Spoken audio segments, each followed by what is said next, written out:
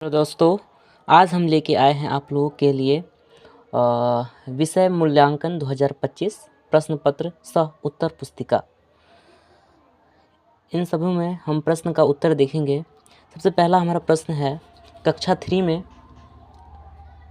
कल का एग्ज़ाम है कक्षा 3 में आप लोगों का, जिसमें प्रश्न पत्र सह उत्तर पुस्तिका में हमने आज उत्तर भर के लाए हम आज, जिसमें हम देखेंगे कि कोष्टक में दिए गए शब्दों में से सही शब्द चुनकर रिक्त स्थानों की पूर्ति कीजिए। तो इसमें हमारा गंगा नदी पाठ एक। गंगा नदी पाठ एक क्या है? तो गंगा नदी पाठ एक कहानी या कविता। तो इसमें ये जो है हमारा एक कविता है। जैसे जरासंध एवं भीम में 28, जरासंध एवं भीम में दिनों तक मल्लयुद्ध चला। कितने दिनों तक ये मल्लयुद्ध चला? तो 28 दिनों तक मल्लयुद्ध चला। उसके बाद हमारा आता है नेक्स्ट कि तेज बारिश हो है। तो तेज बारिश हो है, इसमें है रहा या रही, तो इसमें रही ऑप्शन होगा, अर्थात तेज बारिश हो रही है। नेक्स्ट हम देखेंगे कि जय का विलोम शब्द है। तो जय का विलोम शब्द क्या होता है? तो जय का विलोम शब्द होता है हमारा पराजय। उसी तरीके से हमारा नेक्स्ट है कि प्रतीक्षा का अर्थ क्या होता है?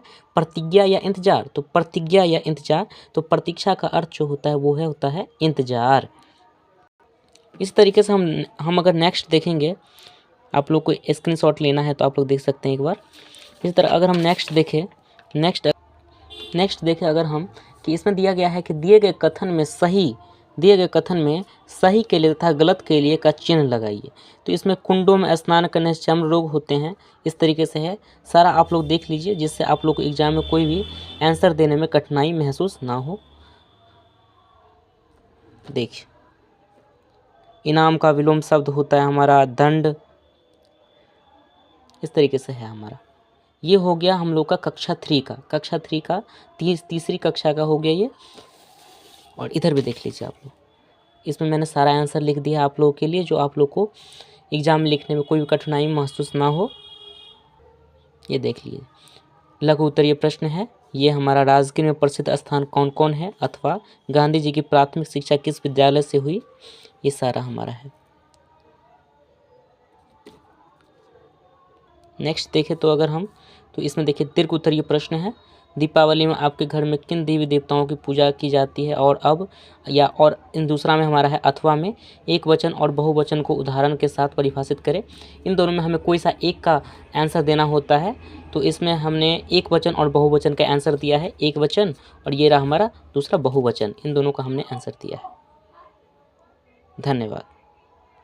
चलिए अब आते हैं हम लोग कक्षा 4 पे। कक्षा 4 में हमारा है कि इसका जो हम अगर उत्तर पुस्तिका देखें तो सबसे पहले हमारा है कि कोष्टक में दिए गए शब्दों में से सही शब्द चुनकर रिक्त स्थानों की पूर्ति कीजिए।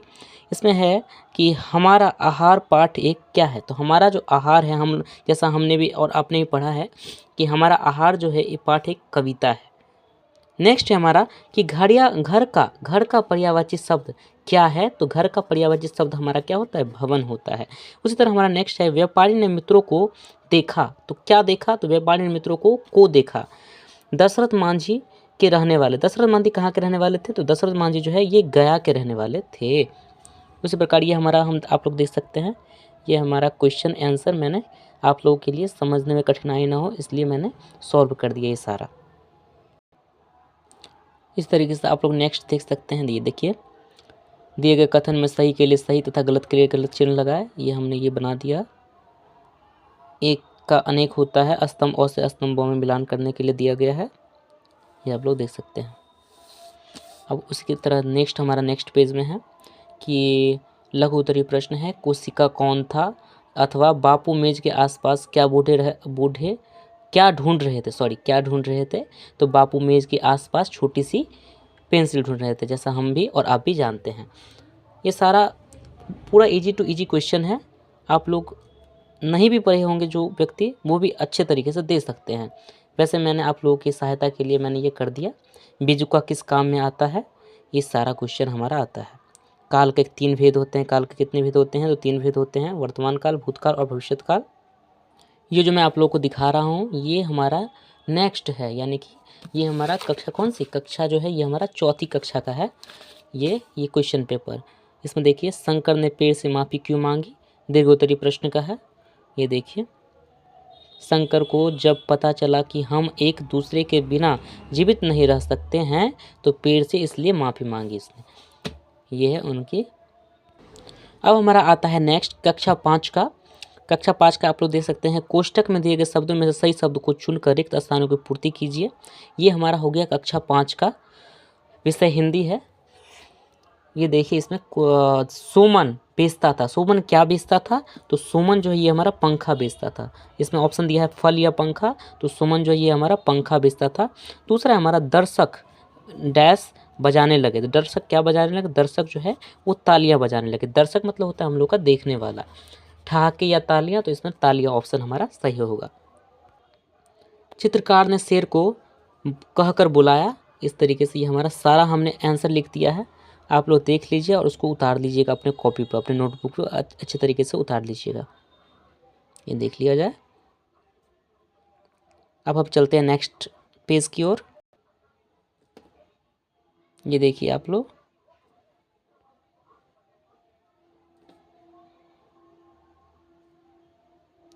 दिया गया है कि मधुबनी चित्रकला में देवी देवताओं की तस्वीर बनाई जाती है। तो हाँ, सही में तस्वीर बनाई जाती है। ये देखिए, ये देखिए। अब नेक्स्ट पेज देखते हैं, हम आप लोग को दिखाते हैं।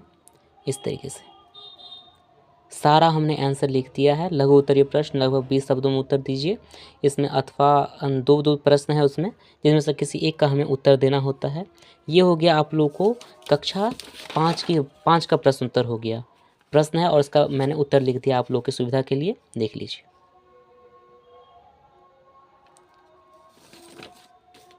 ये देख लीजिए। आचार्य चरक इसमें है कि प्रस्तुत पंक्ति का अर्थ बताइए। बड़ा हुआ तो क्या हुआ, जैसे पेड़ खजूर, पंथी को छाया नहीं, फल लागे अति दूर।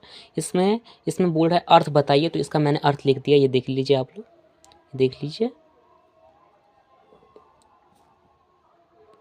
अब आता है हमारा कक्षा 6 का, कक्षा छठी का हमारा प्रश्न उत्तर आता है, जिसमें कोष्टक में दिए गए शब्दों में सही शब्द चुनकर रिक्त स्थानों को पूर्ति कीजिए। हिमालय एक क्या है? तो हिमालय एक व्यक्तिवाचक संज्ञा है। इसमें संज्ञा का सर्वनाम का ये सब का पहचानने को दिया। ये सारा आसान है। शेरशाह का बचपन का नाम क्या था? तो इनका बचपन का नाम जो था वो था फरीद था। मुरीद या फरीद, तो इसका बचपन का नाम फरीद था। इस तरीके से आप लोग देख सकते हैं। आप लोग सारा अच्छे तरीके से अपने नोटबुक को उतार के अच्छे तरीके से आंसर दे सकते हैं। अब हमारा नेक्स्ट आता है, ये देख लीजिए। इसमें मैंने सारा बना दिया है। स्तंभ अ का मिलान स्तंभ से कीजिए। सारा है हमारा डॉक्टर अंबेडकर की शादी 1905, मूक नायक साप्ताहिक पत्र का आरंभ तो 1920। ये सारा हमारा पढ़ा हुआ है क्वेश्चन। इतना इजी टू इजी क्वेश्चन है जो आप लोग सोच नहीं सकते हैं। ये देख लीजिए, ये देख लीजिए। मैं इसमें आपको इन दोनों को पढ़ के सुना दूँ क्योंकि थोड़ा सा वास्ट लग रहा है। जैसे देखिए, लघु उत्तरीय प्रश्न लगभग 50 शब्दों में उत्तर दीजिए। ध्यानचंद को कब से हॉकी का जादूगर कहा जाने लगा? तो और देवव्रत का नाम भीष्म क्यों पड़ा? तो इनमें 2 क्वेश्चन है, तो मैं आपको इसमें पढ़ के सुना दे रहा हूँ कि सन 1936 में बर्लिन ओलंपिक में ध्यानचंद के हॉकी खेलने के ढंग से प्रभावित होकर लोगों द्वारा उन्हें हॉकी का जादूगर कहा जाने लगा।